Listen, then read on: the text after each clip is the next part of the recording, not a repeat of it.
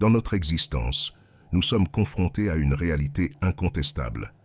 Certaines choses sont sous notre contrôle, tandis que d'autres échappent à notre pouvoir. Cela englobe les opinions, les préférences, les désirs et les aversions de ceux qui nous entourent, ainsi que des aspects qui nous échappent, tels que la richesse, la réputation et les décisions des autorités. Ces mots percutants marquent l'ouverture du stoïcisme, une philosophie ancienne qui nous invite à cultiver la sérénité face aux aléas de la vie. Je suis Olivier et je serai votre guide tout au long de cette vidéo. Personnellement, j'ai moi-même fait face à ces défis. Les opinions des autres, leurs jugements, leurs attentes. Tout cela peut peser sur nos épaules, comme un sac à dos rempli de rochers. C'est là que le stoïcisme m'a apporté un éclairage précieux. Il m'a appris à distinguer ce qui est en mon pouvoir de ce qui ne l'est pas, à canaliser mon énergie vers ce que je peux réellement influencer, plutôt que de m'épuiser à essayer de changer ce qui échappe à mon contrôle. Le but de cette vidéo est d'extraire les précieuses leçons du stoïcisme. Nous découvrirons pourquoi nous ne devrions pas laisser les opinions et les jugements d'autrui perturber notre paix intérieure et comment nous pouvons atteindre un état d'esprit qui nous permet de réduire, voire d'éliminer, la souffrance causée par les opinions d'autrui. Si vous souhaitez apprendre comment vous libérer de la préoccupation pour ce que les autres pensent, abonnez-vous à notre chaîne et préparez-vous pour un voyage vers la liberté émotionnelle. Les insultes et les offenses sont deux facettes de la vie que nous rencontrons tous à un moment donné. Lorsque quelqu'un nous insulte ou nous offense, il est naturel de se sentir affecté. Cependant, il est essentiel de se rappeler que le pouvoir de ces mots réside dans la façon dont nous les interprétons et y réagissons. L'ancien philosophe stoïcien Épictète nous a enseigné que celui qui insulte ou blesse ne s'insulte pas lui-même.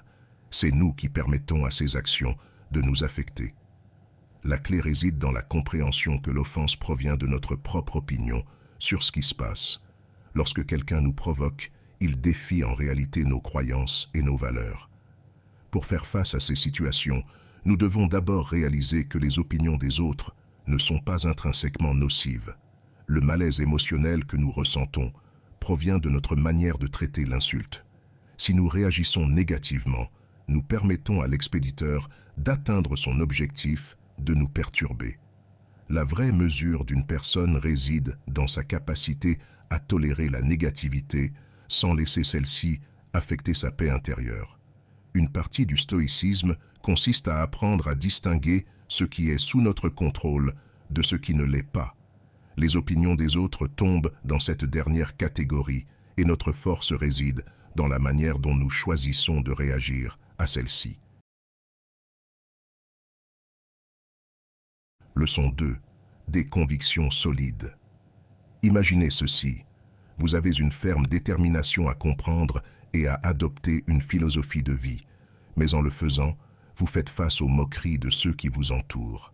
Vous entendez les gens murmurer « Depuis quand est-il devenu philosophe ?» ou « Qu'est-ce qui lui arrive avec cette attitude arrogante ?»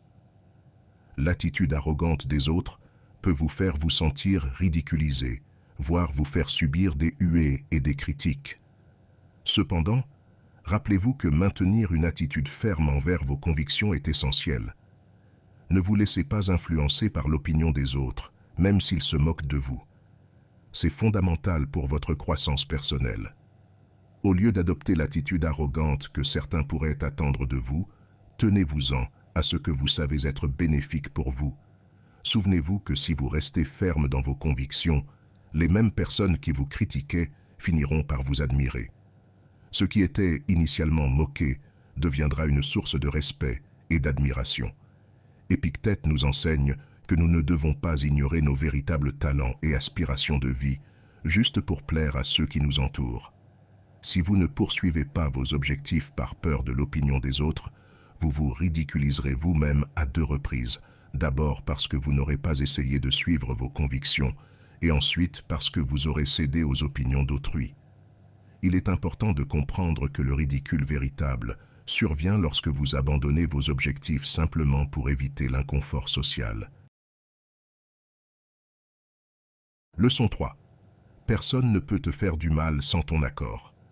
Cette réalité ne se limite pas aux personnes proches de nous comme la famille ou les voisins, mais s'applique à toutes les interactions dans la vie. La clé réside dans le maintien de notre posture et dans le fait de ne pas accorder d'importance à ce que font les autres, mais à comment nous y répondons. Au lieu de nous concentrer sur le comportement des autres, nous devons nous focaliser sur la manière dont nous traitons leurs actions. À chaque interaction, nous devons internaliser ce message et être conscients de ce qui se passe dans notre esprit. Si quelqu'un semble manquer de respect avec son comportement inapproprié, ne lui accorde pas une minute de ton temps. Cela ne rendra pas ta vie meilleure de quelque manière que ce soit. Cela ne fera que perturber ton humeur.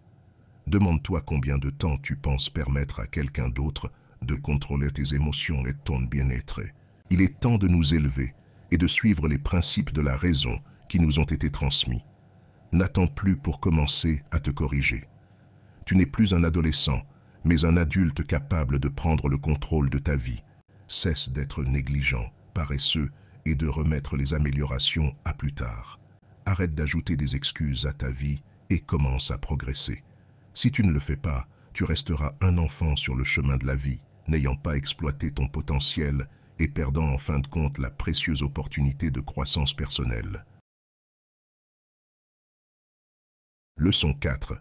Protéger son esprit. Imagines-tu si une personne décidait de livrer son corps à un étranger en chemin? Cela te surprendrait sûrement, voire te mettrait en colère. Cependant, as-tu déjà réfléchi à la manière dont tu livres ton esprit à la confusion et à la tromperie de quiconque veut t'insulter? Ce principe tourne autour de l'idée que nous devons prendre soin et protéger notre esprit autant que nous le ferions avec notre corps.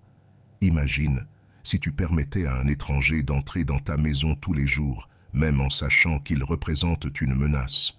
Pourtant, nous permettons souvent à des étrangers d'entrer dans nos esprits lorsque nous sommes insultés, et parfois ces insultes peuvent rester dans notre esprit pendant des jours. La vérité est que nous devrions avoir le même respect pour notre esprit que nous avons pour notre corps. Pourquoi permettons-nous aux insultes et aux opinions négatives des autres d'entrer dans notre esprit et de nous affecter de manière si profonde? Pour atteindre un état où nous pouvons ignorer les sentiments négatifs qui découlent des insultes, nous avons besoin d'accumuler de la discipline et de l'autodiscipline. Cela ne s'applique pas seulement aux insultes, mais à toutes les situations de la vie. Même dans les moments de colère, apprendre à contrôler nos réactions émotionnelles nous épargnera une souffrance inutile et nous rendra plus à l'aise avec nous-mêmes. Travailler à protéger votre esprit et à contrôler vos réactions peut marquer un tournant dans votre vie. J'espère que ce message t'a été utile. Si tu as apprécié la vidéo, je te serai reconnaissant de laisser un j'aime et de t'abonner. Si tu te retrouves sans mots, écris simplement « Rien ne m'affecte » pour montrer que tu fais partie de la minorité qui a suivi la vidéo jusqu'à la fin. Merci beaucoup pour ton attention et à la prochaine.